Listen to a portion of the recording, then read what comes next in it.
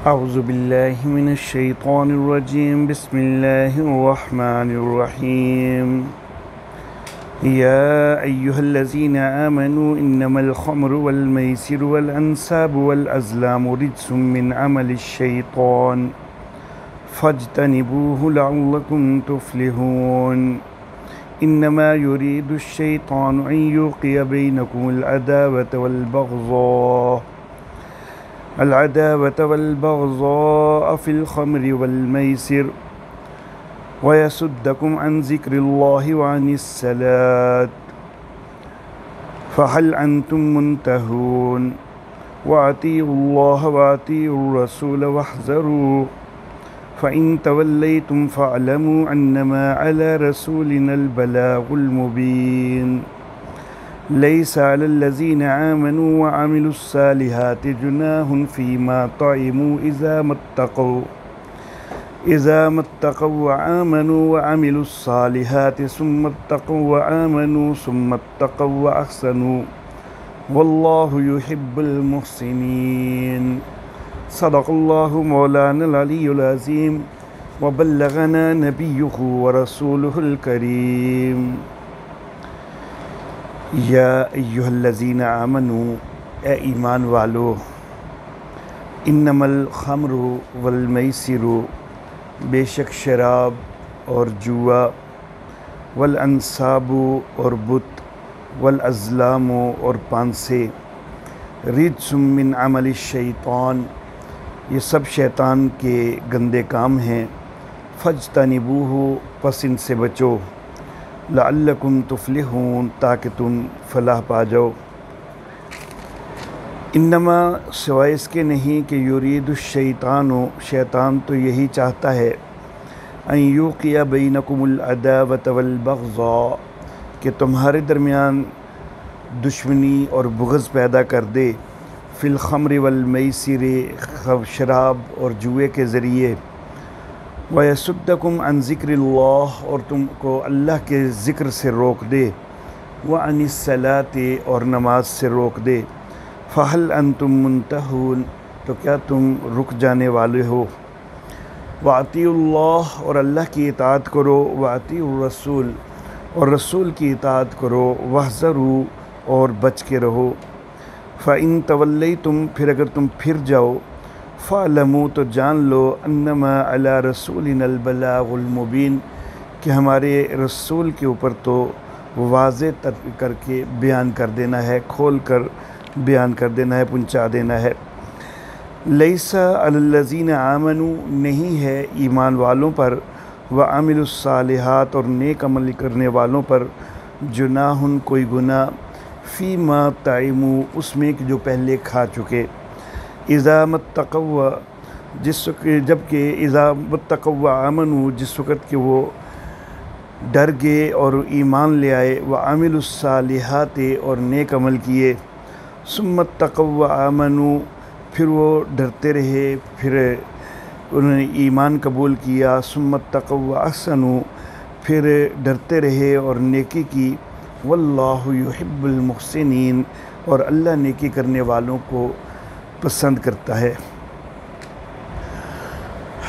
मोहतरम अहबाब, जुमेरात के रोज़ ये दर्स जामे मस्जिद मरकज़ी में हुआ, लेकिन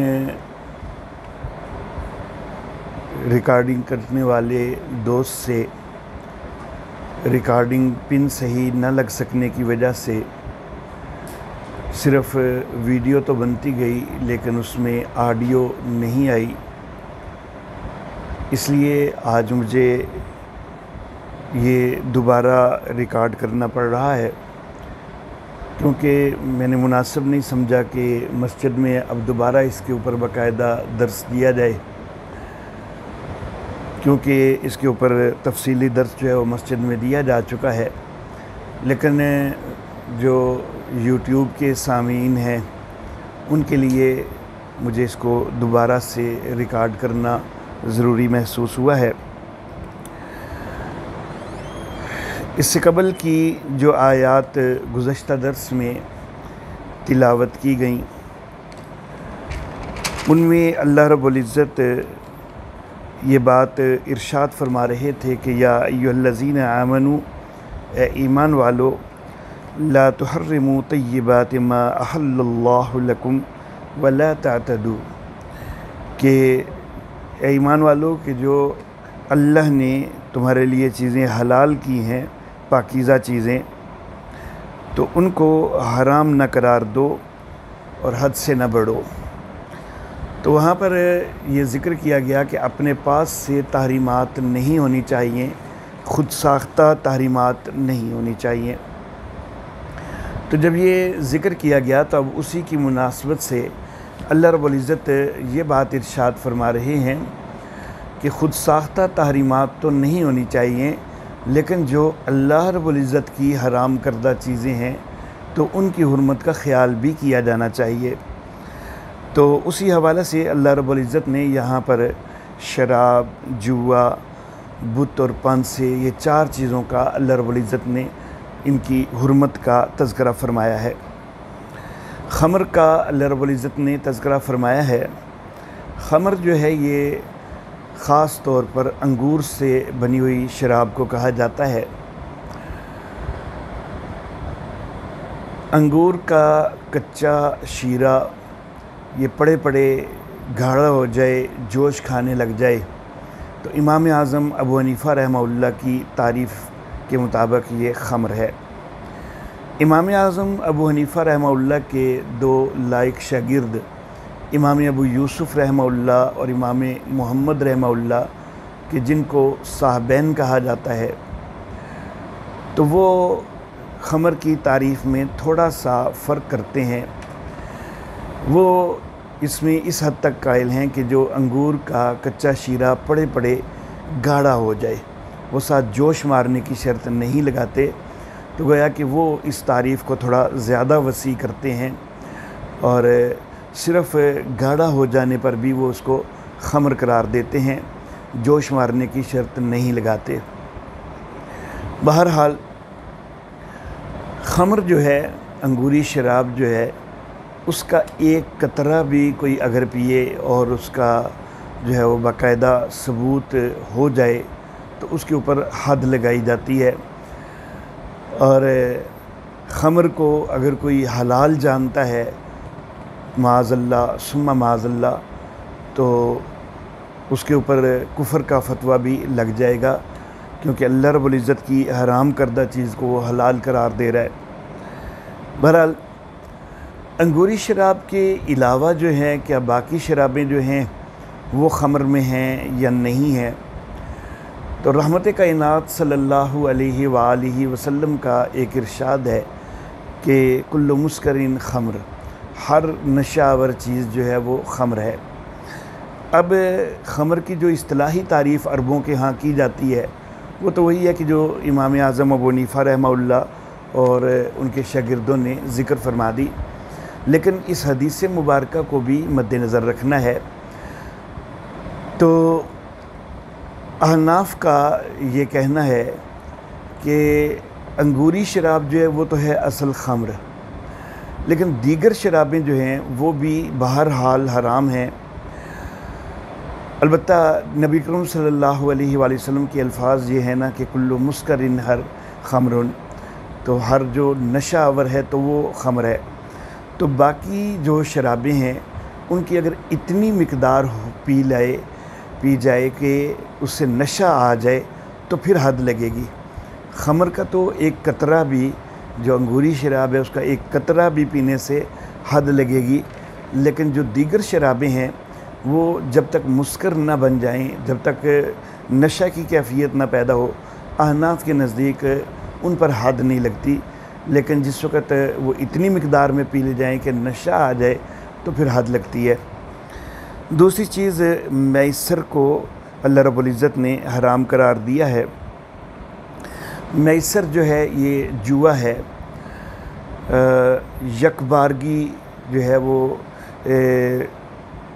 अचानक किसी शर्त वगैरह के साथ ज़्यादा माल आ जाना या अपना माल सारा बर्बाद हो जाना, तो ये जुए की सूरत हुआ करती है। अंसाब जो है ये असल में वो पत्थर थे कि जिनके ऊपर बुतों के लिए कुर्बानी जो है वो की जाती थी। इनको अस्थान कहा जाता है। तो तीसरी चीज़ ये अल्लाह रब्बुल इज़्ज़त ने ज़िक्र फरमाई है। और अज़लाम जो हैं पांसे, ये फ़ाल के तीर थे जो कि बुतों के सामने रखे होते थे। तुर्कश के अंदर वो तीर रखे होते थे और उन तीरों के ऊपर किसी के ऊपर इफ़ाल लिखा होता था, किसी के ऊपर ला तफ़ल लिखा होता था और कोई तीर खाली होता था। फ़ाल निकालने के लिए वो तुर्कश में से एक तीर पकड़ा जाता था। कोई भी काम करना है तो उसके लिए फ़ाल निकालते और वो समझते कि ये जो बुत हैं, हमारे जो माबूद हैं, तो वो इसमें हमारी मदद करते हैं और हमारी रहनुमाई करते हैं। तो ये उनके सामने जो तीर पड़े हुए हैं, हम उसमें से निकालेंगे तो वो हमारी रहनुमाई करेंगे कि हम ये काम करें या न करें। तो वो तीर निकालते, अगर वो इफ़ाल वाला तीर निकल आता तो वो कहते कि ठीक है जी, हमारे माबूदों ने हमें ये राय दे दी है कि ये काम कर लेना चाहिए। और अगर ला तफ़ल वाला तीर निकलता तो फिर वो कहते कि जी, हमारे माबूदों ने हमें ये राय दी है कि ये काम नहीं करना चाहिए, हमारा फ़ाल ठीक नहीं आया है, तो बदफ़ाली हो गई है। और अगर खाली तीर आ जाता तो फिर उनका ये कहना होता कि हमारे माबूदों की राय ये है कि एक दफ़ा दोबारा जो है वो फ़ाल निकाली जाए, अभी जो है कोई हतमी फ़ैसला सामने नहीं आया। तो दोबारा फिर तीर पकड़ा जाता, उनको मिक्स करके फिर पकड़ा जाता, फिर देखा जाता कि इफ़ाल वाला आया है या ला तफ़ल वाला आया है या खाली आया है। अगर फिर खाली आ जाता तो फिर जो है वो दोबारा से पकड़ा जाता। तो जब तक खाली आता रहे तो वो दोबारा से जो है वो पकड़ा जाए। लेकिन जिस वक़्त इफ़ाल या ला तफ़ल वाला कोई तीर आ जाए तो फिर उसके मुताबिक अमल कर लिया जाए। इनमें से ये दूसरी दो चीज़ें हैं, अंसाब और अज़लाम, ये तो वाज़े तौर पर शिरक हैं। और जो चीज़ें शिरक वाली हैं उनकी हुर्मत के अंदर कोई तदरीज नहीं होती है। शिरक यकसर हराम, पहले दिन से शरीयत इस्लामिया में हराम है। उनके अंदर कोई तदरीज वाला मामला नहीं है कि शिरक को तदरीजन हराम किया जाए। लेकिन जो पहली दो चीज़ें हैं, ख़म्र और मैसिर, शराब और जुआ, तो ये बहरहाल शिरक नहीं है। तो इनकी हुर्मत जो है वो शरीयत इस्लामिया में तदरीजन हुई है,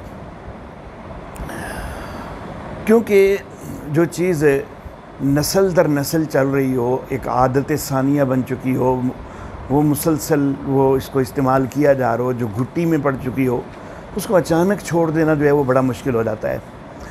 और फिर एक है ऐसी आदत कि अगर उसको हम छोड़ रहे हैं तो हमारा जिस्म उसकी डिमांड करता है, हमारा जिस्म उसकी तलब करता है कि वो मुझे दोबारा मिले, नहीं तो जिस्म बीमार पड़ जाता है, वो उस अज़ियत में आ जाता है।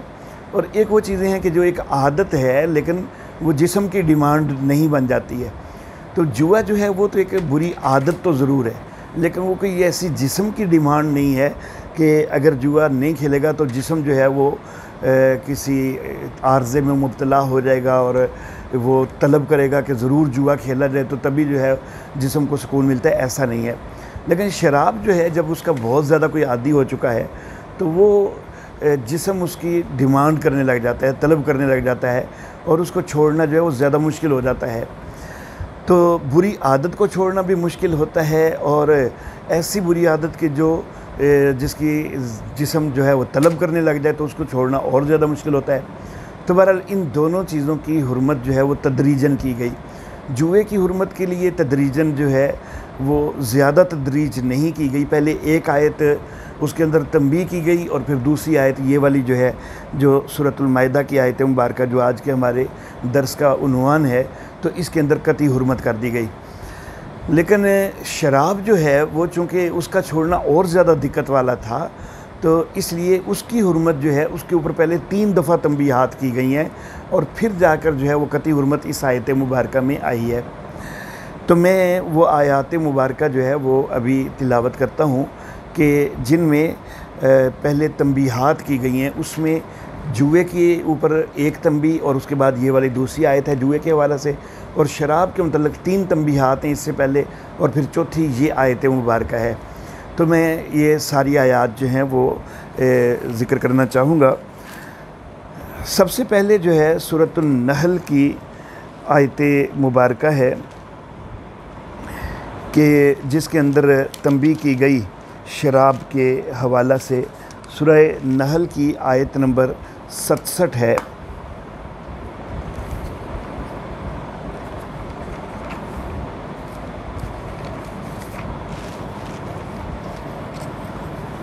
अल्लाहु अकबर।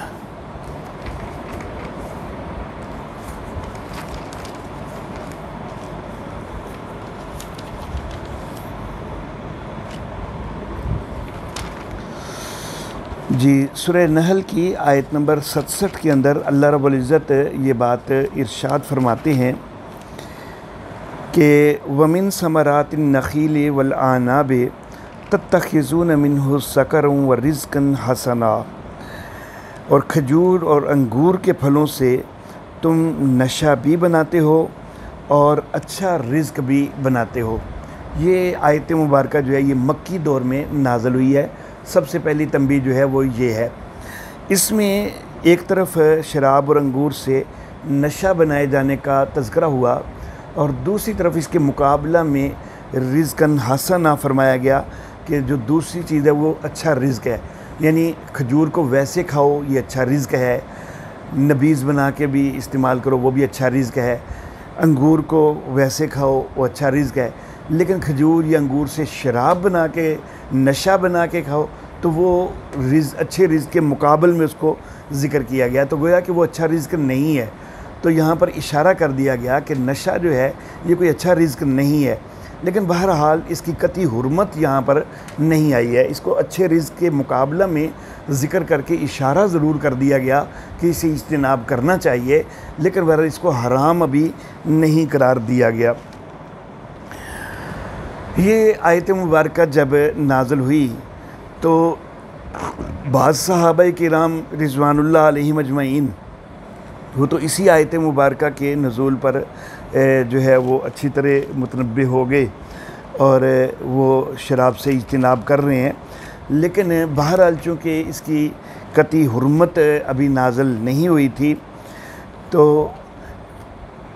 इस आयत मुबारक के नज़ूल के बाद भी बहरहाल शराब जो है वो माशरा के अंदर चलती रही। उसके बाद दूसरी आयत मुबारक जो है शराब के हवाले से, और वो आयत मुबारक जुए के हवाले से भी पहली तंबी है। शराब के हवाले से वो दूसरी तंबी है और जुए के हवाले से वो पहली तंबी है। वो सूरतुल बकरा की आयत नंबर 219 है।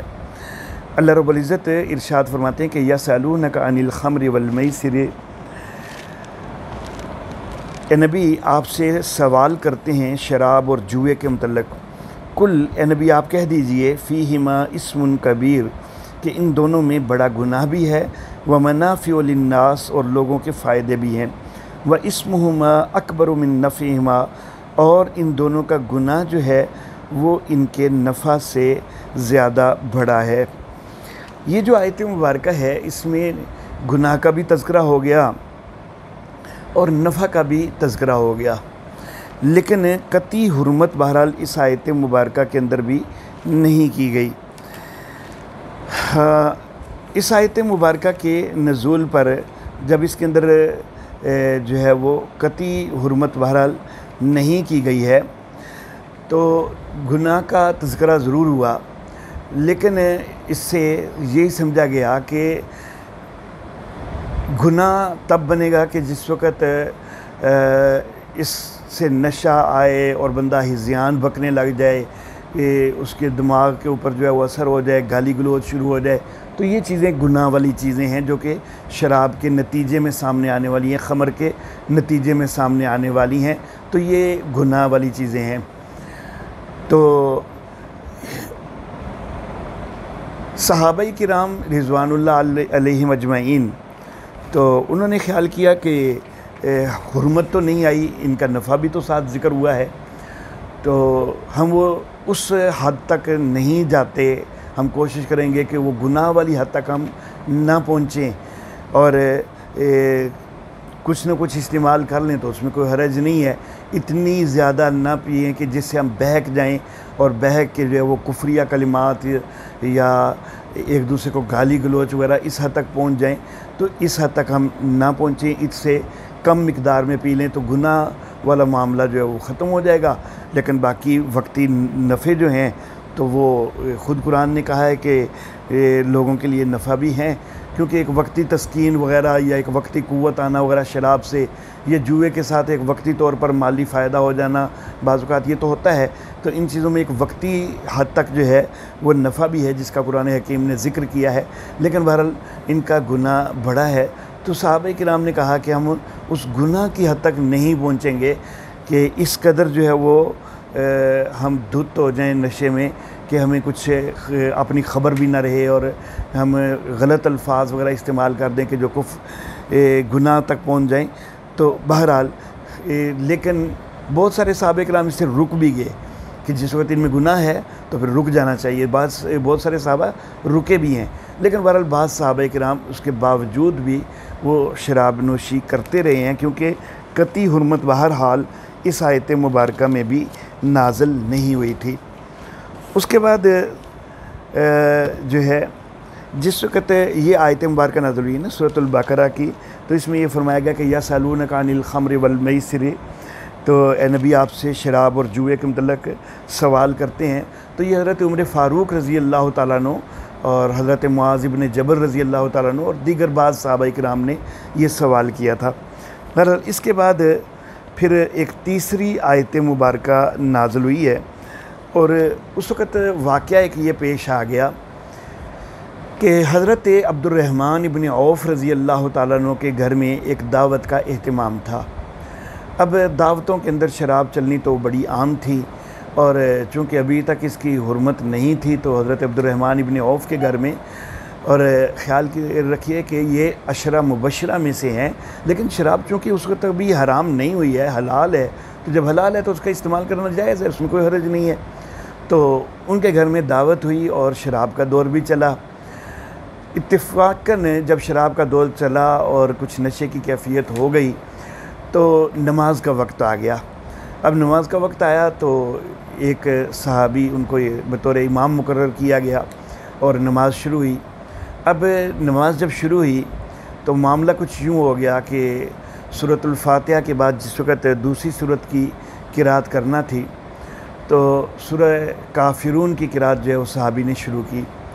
तो उन्होंने कुल या अय्युहल काफ़िरून ला अअबुदु मा तअबुदून यूँ पढ़ना था कि ए काफ़िरो ला आबुदु, मैं बंदगी नहीं करता, मा तअबुदून की जिनकी तुम बंदगी करते हो। तो ए नबी आप कह दीजिए कि ए काफ़िरो, मैं उनकी बंदगी नहीं करता जिनकी तुम बंदगी करते हो।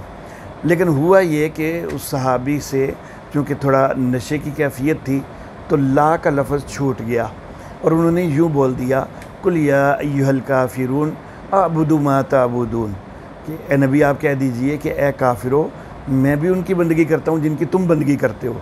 तो अब ये तो बिल्कुल मफ़हूम जो है वो उल्ट हो गया, बिल्कुल तब्दील हो गया और ये लफ्ज़ जो हैं ये तो ऐसे बन गए कि जो इस्लाम की जो है बुनियादों के ख़िलाफ़ हैं, शिरक वाले जो है ना वो सूरत हाल इसमें बन रही है। बहरहाल उस सहाबी का कसूर नहीं है, क्योंकि दानिस्ता तो नहीं किया गया, शराब के नशे में इस तरह हो गया है और ये है कि उस वक़्त शराब हराम नहीं है, तो इस तरह अगर हो गया है तो इसमें उसका कोई गुनाह नहीं है, कोई कसूर नहीं है, लेकिन बहरहाल ऐसा हो गया। तो इसके ऊपर अल्लाह रब्बुल इज़्ज़त ने फिर एक और आयत मुबारका जो है वो सूरह निसा की आयत नंबर 43 अल्लाह रब्बुल इज़्ज़त ने नाज़िल फरमाई कि या अय्युहल्लज़ीना आमनू ला तक़रबुस्सलात व अंतुम सुकारा, ईमान वालो नमाज के करीब न जाओ जब तुम नशे की हालत में हो। अब जब ये आयत मुबारका नाज़िल हुई तो अब सहाबा किराम रिज़वानुल्लाह अलैहिम अजमईन, हुर्मत तो अब यहाँ पर भी नाज़िल नहीं हुई, लेकिन ये हो गया कि जब तुम नशे की हालत में हो तो नमाज के करीब न जाओ। तो सहाबा किराम रिज़वानुल्लाह अलैहिम अजमईन ने अब ये ख्याल किया कि जब भी नमाज का वक़्त करीब हो तो तब अब नशा नहीं करना। ये नहीं कि नशा करके पड़े रहो और नमाज ना पढ़ो, ये मुराद नहीं है। मुराद ये है कि जब नमाज का वक़्त हो रहा है तो उसके करीब करीब नशा नहीं करना, तो ये हुक्म दे दिया गया। अब मिसाल के तौर पर इशा पढ़ ली है और उसके बाद फ़जर तो बहुत अभी वक़्त है उसमें, तो इशा के बाद अगर शराब नोशी की जाएगी तो फ़जर तक उसका नशा ख़त्म हो चुका होगा, तो उस वक़्त कर ली जाए। या फ़जर पढ़ चुके हैं तो उसके बाद अब ज़ोहर का वक़्त तो अभी काफ़ी दूर है, तो अगर फ़जर के बाद शराब नोशी की गई तो ज़ोहर का वक़्त आने तक जो है वो नशा ख़त्म हो चुका होगा। तो बहरहाल ऐसे औक़ात के जिनमें अभी नमाज का कोई वक़्त करीब नहीं है, तो उस वक़्त में सहाबा किराम फिर भी बहरहाल कुछ न कुछ, बहुत सारे रुक भी गए लेकिन कुछ न कुछ शराब पीते भी रहे। यहाँ तक कि फिर एक और वाक़या पेश आ गया, और वो वाक़या ये पेश आया कि हज़रत उतबान बिन मालिक रज़ी अल्लाह ताला अन्हु के घर में फिर एक दावत का अहतमाम था। सहाबा किराम रिज़वानुल्लाह अलैहिम अजमईन, जिनके अंदर मुहाजिर सहाबा किराम भी थे और अंसार सहाबा किराम भी थे, तो वो इस दावत के अंदर शरीक थे। तो वहाँ पर भी जो है वो शराब का दौर चला, क्योंकि अभी तक भी ये हराम तो हुई नहीं है, तो इसलिए शराब का दौर चलना उसमें कोई मायूब बात नहीं थी शरई तौर पर। लेकिन नशे की कैफियत में आके हज़रत साद इब्न अबी वक्कास रज़ी अल्लाह ताला अन्हु, और ये भी अशरा मुबशरा में से हैं, तो इन्होंने कुछ ऐसे अशार बोल दिए कि जिनके अंदर अंसार की कुछ हजव हो रही थी, उनकी कुछ तौहीन बन रही थी। तो इसके ऊपर अंसार को भी गुस्सा आ गया, वो भी ज़ाहिर है कुछ नशे की कैफियत में भी थे, और शराब का नशा जो है वो ज़्यादा जोश पैदा करता है और जो है तबीयत के अंदर गर्मी पैदा करता है, तो वो भी गुस्से में आ गए। और एक सहाबी ने ऊँट की एक हड्डी उठा के हज़रत साद इब्न अबी वक्कास रज़ी अल्लाह ताला अन्हु को मारी, तो जिससे वो ज़ख्मी हो गए। तो ये जिस वक्त वाक़या पेश आ गया, तो फिर उसके बाद अब अल्लाह रब्बुल इज़्ज़त ने सूरतुल माइदा की ये आयत मुबारक नाज़िल फरमा दी, जो कि हमारी आज के दरस का उन्वान है कि या अय्युहल्लज़ीना आमनू, ए ईमान वालो, इन्नमल खम्रु वल मैसिरु वल अंसाबु वल अज़लामु रिज्सुम मिन अमलि शैतान, बेशक ये शराब और जुआ और बुत और पन से ये सब शैतान के गंदे काम हैं। फज्तनिबूहु, इनसे बचो, लअल्लकुम तुफ़्लिहून, ताकि तुम फलाह पा जाओ। उसके बाद अल्लाह रब्बुल इज़्ज़त ने साथ ये इरशाद फरमाया कि इन्नमा युरीदुश्शैतानु अन युक़िया बैनकुमुल अदावत वल बग़ज़ा फ़िल ख़म्रि वल मैसिर, शैतान तो यही चाहता है कि तुम्हारे अंदर अदावत पैदा कर दे, एक दूसरे के लिए बुग़्ज़ पैदा कर दे, शराब के ज़रिए, जुए के ज़रिए। तो ये जो चीज़ें हैं ये एक दूसरे के ख़िलाफ़ दुश्मनी, अदावत, बुग़्ज़ पैदा करने वाली चीज़ें हैं। शैतान इनसे फ़ायदा हासिल करके तुम्हारे अंदर अदावत पैदा करना चाहता है, दुश्मनी पैदा करना चाहता है, एक दूसरे के ख़िलाफ़ बुग़्ज़ पैदा करना चाहता है। क्योंकि जब नशे की हालत में होगे तो नशे में एक दूसरे को बुरा भला वगैरह कह दोगे और इससे लड़ाई होगी, एक दूसरे के ख़िलाफ़ दुश्मनी बनेगी, अदावत बनेगी, बुग़्ज़ पैदा होगा। या जुए के अंदर जो शिकस्त खुर्दा होगा, तो वो अचानक जब उसका माल इतना ज़्यादा जाएगा तो ज़ाहिर बात है कि वो इसके ऊपर इसको बर्दाश्त करना मुश्किल होगा, वो गुस्से में आएगा। जब वो गुस्से में आएगा तो वो अपना गुस्सा दूसरों पर निकालेगा, जब वो दूसरों पर गुस्सा निकालेगा तो ज़ाहिर है कि अदावत पैदा होगी, बुग़्ज़ पैदा होगा एक दूसरे से।